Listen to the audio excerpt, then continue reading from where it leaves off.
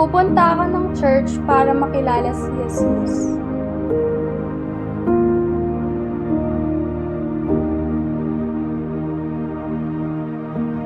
Pumunta po ako sa church para makinig ang salita ng Diyos.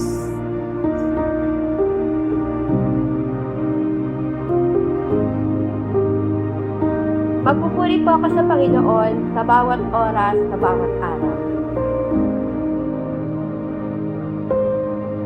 Nagpupunta po ako sa church para sumamba at magpuri sa Kanya.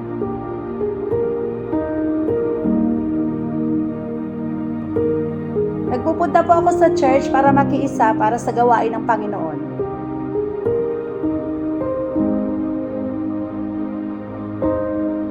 Nagpupunta po ako sa church upang magpasalamat sa lahat ng blessings na natatanggap ko galing sa Panginoon.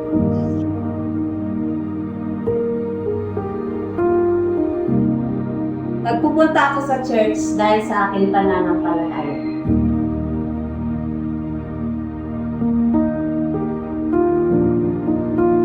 Nagpupunta po ako ng church para magkaroon ng connection kay God.